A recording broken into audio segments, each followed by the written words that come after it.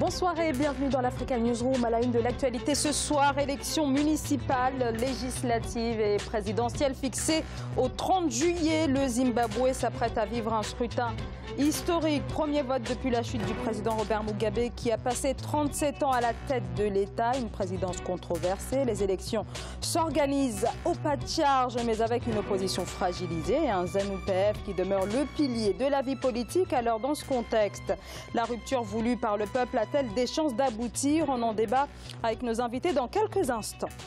Puis l'explosion de l'offre de crédit de la finance mobile au Kenya, inquiétude de la Banque centrale qui évoque des pratiques de prêts abusives exercées par les entreprises. Le risque de surendettement est réel, avertit l'institution. Et la Côte d'Ivoire toujours plébiscitée dans le 8e art avec d'un côté les doyens comme Paul Kodjo et de l'autre une nouvelle génération de photographes tels que Franck Fanny qui a notamment exposé à la Biennale de Venise, découverte en fin d'émission. Et pour débattre de ces actualités, avec moi sur ce plateau, Monsieur Mohamed Bi, bonsoir. Bonsoir Zahara. Vous êtes président du think tank IPAD, Innovation politique et démocratique. À mes côtés également, Monsieur Louis Kemayou, bonsoir. Bonsoir. Vous êtes journaliste et également sur ce plateau, Monsieur Ibouba, bonsoir. Bonsoir Zahara. Vous êtes journaliste politique. Merci à tous les trois d'avoir accepté notre invitation. Place tout de suite à l'actualité politique.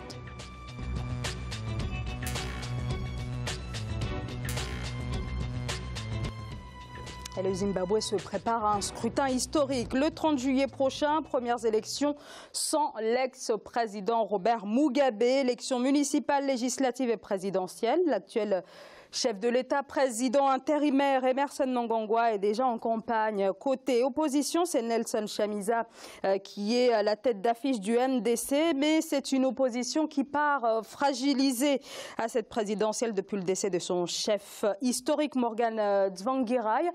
Mariama Dramé revient sur ces élections générales qui se préparent donc au Zimbabwe. Le 30 juillet 2018 sera une date historique pour le Zimbabwe. La longue page de l'ancien président Robert Mugabe est en phase d'être tournée. Des élections générales comme le pays n'a connu depuis des décennies vont enfin se tenir.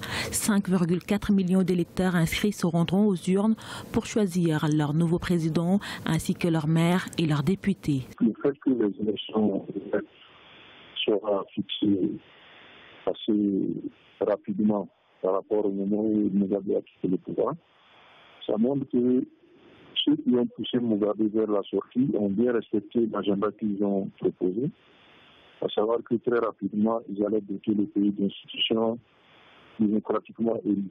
Déjà en campagne, le président par intérim Emmerson Mnangagwa assure que le scrutin sera libre, transparent et démocratique. Investi par la ZANU-PF, le parti fondé par l'ex-président, l'actuel chef de l'État fera face à Nelson Chamisa, candidat du mouvement for Democratic Change. La grande question dans cette élection-ci, c'est de savoir si le mouvement que dirigeait Robert Mugabe a suffisamment d'ancrage dans le peuple zimbabwéen pour conquérir le pouvoir dans une élection démocratique, libre et transparente. Sinon, l'opposition classique traditionnelle va reprendre le pouvoir et puis le gérer conformément à tout ce qu'il a utilisé comme critique à la gouvernance Mugabe. Il s'agira de la première présidentielle depuis environ 20 ans sans que les légendaires têtes d'affiche de l'échiquier politique zimbabwéen, à savoir l'ancien président Robert Mugabe et son opposant Morgan Tsvangirai. Elle marque également le retour des observateurs internationaux, notamment ceux du Commonwealth dont le Zimbabwe espère réintégrer prochainement. Alors le Zimbabwe en route donc vers les premières élections sans l'ex-président Robert Mugabe, lui Kemayou. Est-ce que les éléments sont là pour permettre véritablement aux Zimbabwéens d'aller véritablement vers une rupture? Et on a entendu durant les mois de novembre, décembre, voilà, les Zimbabwéens qui ont crié cette volonté véritablement de rompre avec l'ancien système. Moi je pense que le Zimbabwe était encore malade, mais que la ZANU-PF s'est comportée comme un médecin. C'est-à-dire que quand vous avez la gangrène qui prend sur une partie de votre corps, vous avez le choix de laisser tout le corps pourrir ou de pratiquer une amputation. Et là, ils se sont amputés, ils ont amputé le parti de son leader, qui était un leader cancérigène pour le parti. Ils ont écarté sa femme également. Et là, ils reprennent la marche normale de la vie du parti, qui est quand même... Parce qu'on peut dire tout le mal que l'on veut de la ZANU-PF, ça reste un parti historique, très fort, très bien organisé, qui a su combattre et obtenir pour l'indépendance et l'obtenir, et surtout gérer les affaires courantes du pays. Aujourd'hui, il a compris qu'il était en train de perdre la main sur la jeunesse, sur un certain nombre de choses dans la vie politique du pays. Et donc, en comprenant cela, il a pris les décisions qu'il fallait au moment où il fallait le prendre. Et là, aujourd'hui, il va continuer de dominer la vie politique au Zimbabwe pendant un bon bout de temps encore. Donc, c'est là que les Zimbabwéens comprendront que ce n'est pas un changement qui s'est produit. C'est-à-dire que c'est une automédication que la ZANU-PF a pratiquée pour se maintenir au pouvoir. Il ne faut pas se faire d'illusions. Ce n'est pas l'année zéro de la démocratie au Zimbabwe. C'est juste qu'une page a été tournée. Il y a un leader qui devenait presque sénile.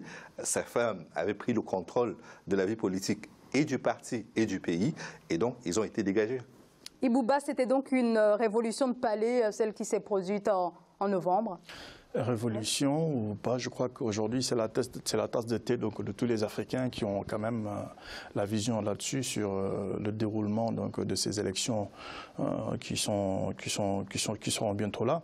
Ce qu'il faudra noter dans cette situation, c'est qu'il faudra savoir justement que la population a une attente très forte aujourd'hui donc à l'endroit de ce président qui a voulu prôner donc, le changement et qui a mis des promesses à l'endroit donc, de la population zimbabwéenne, puisque avec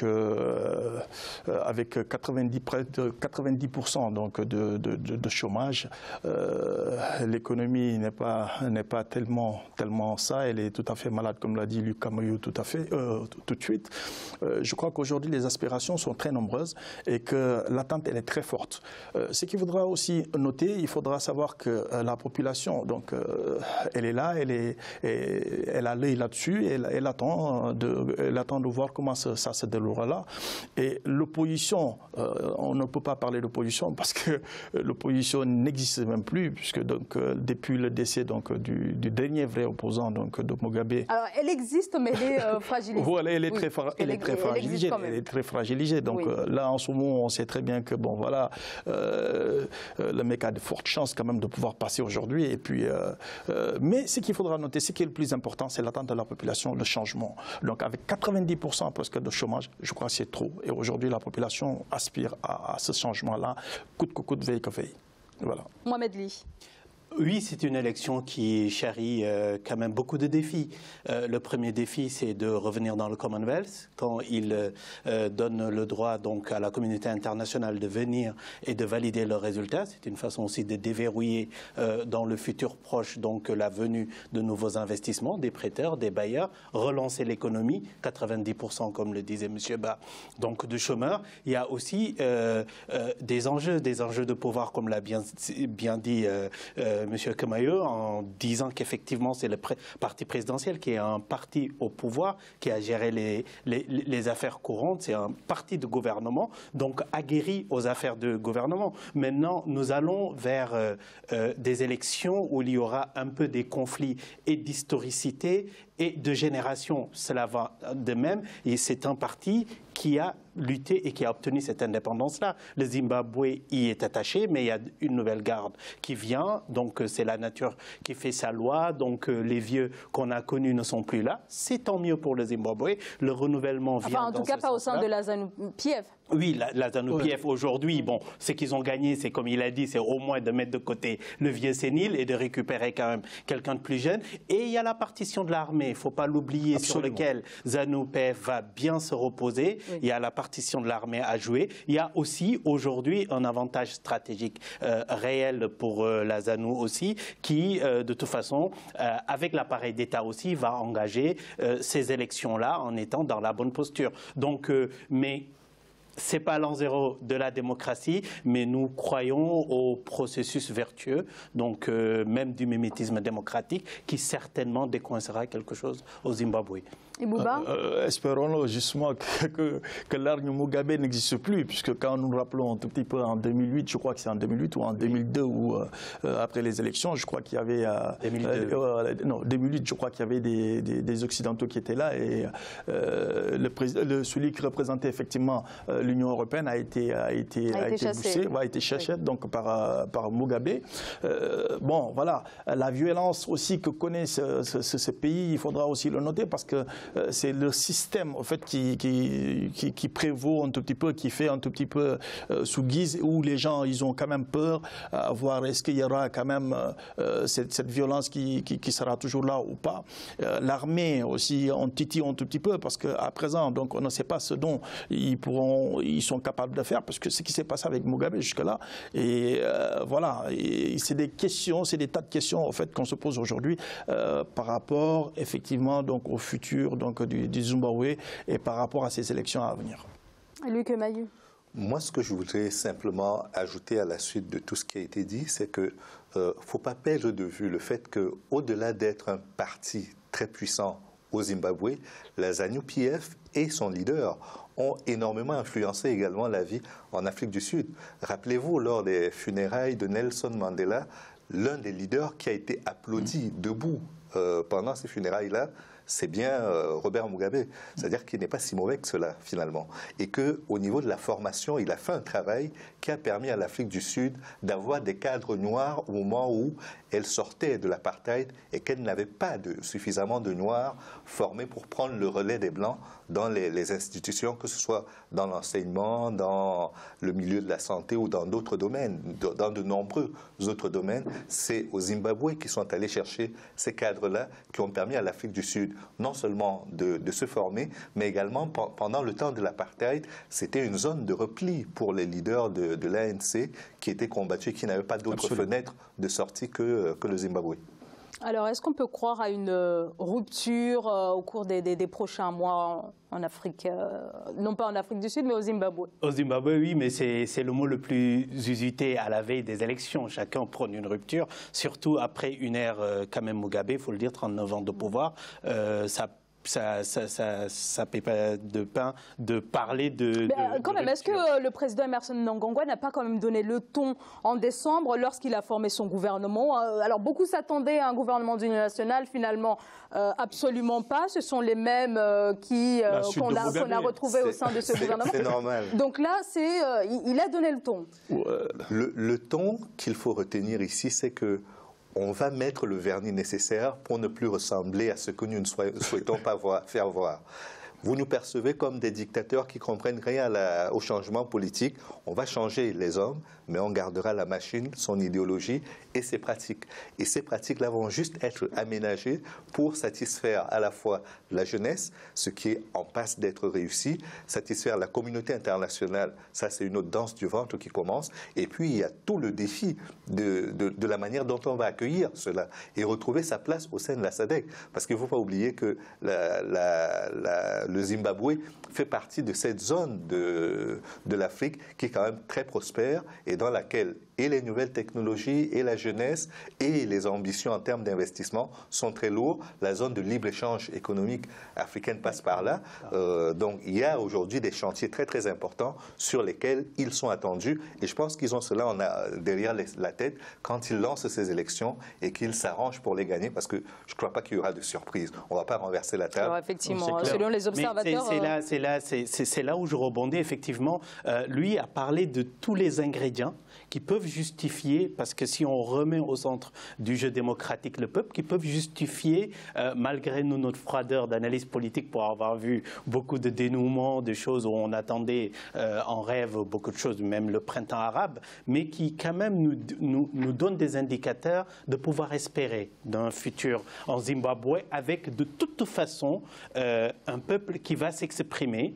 On a vu, comme dans notre pays, nous, le Sénégal, ça prend beaucoup de temps, mais au fur et à mesure que le jeu va être joué, je pense qu'il va aller dans un sens vertueux pour qu'en fin de compte, que le Zimbabwe puisse être un peuple qui s'autodétermine. Et il y a sur aucun plateau qu'on dira voici ce qu'il leur faut. Si on arrive dans tous les peuples d'Afrique que le peuple se détermine, même si c'est pour une option pour laquelle nous ne sommes pas ou que nous dénigrons, c'est au moins ça le jeu de la démocratie. Et je pense que cette porte qui est ouverte va aller vers ça. Au fur et à mesure, je ne suis pas naïf, je ne pense pas que ce soit en juillet qu'on aura les élections les plus transparentes au Zimbabwe, mais ils commenceront cet exercice démocratique de contentieux, peut-être post-électoral, s'ils veulent appeler les capitaux et laisser les Occidentaux et le reste de l'Afrique, peut-être même l'Union africaine, surveiller, c'est à partir des contentieux post-électoraux que nous revenons sur les lois électorales, sur le processus électoral, de fur et à mesure, même s'ils vont continuer leur petit commerce. Et en longueur, c'est le peuple zimbabwéen qui va y gagner en transparence, sûrement, et aussi en faisant des alternances qui, de toute façon, vont aller dans un sens où le peuple comprend sa force. Je crois que ces élections seront plutôt donc, des élections de test, en fait, en quelque sorte, puisque le peuple attend beaucoup, comme je vous l'ai dit tout à l'heure. Et là, il va falloir donc tenir promesse, surtout. Parce qu'on sait aussi que le peuple zimbabwéen, donc c'est des gens qui sont très déterminés en quelque sorte, donc qui sont dits un tout petit peu dans la violence aussi. Ça, il faudra surtout le noter. La manipulation, elle a toujours existé avec Mugabe. Je crois que ça, tout le monde l'a su. Maintenant, ces élections, est-ce que seront des élections transparentes? Oui, on espère bien, puisque donc il n'y a pas une forte masse donc de l'opposition. C'est sûr que bon, peut-être sûrement qu'on pourra s'attendre enfin donc à quelque chose de libre, à quelque chose de clair. Alors, je ne veux pas vous couper. Hein. Alors, voilà, au niveau de la transparence, il y a quelques soucis qui commencent déjà à se poser, mais on va en parler, on va marquer une très courte pause. Transparence, on parle de transparence, oui. Il y a une opposition forte. En fait, l'opposition, elle est quasiment nulle en fait, en ce moment dans ces élections-là, parce que depuis le décès donc, du principal opposant, oui. Là, en ce moment, tout le monde sait que bon, voilà, il n'y a pas d'opposant proprement dit en fait aujourd'hui donc.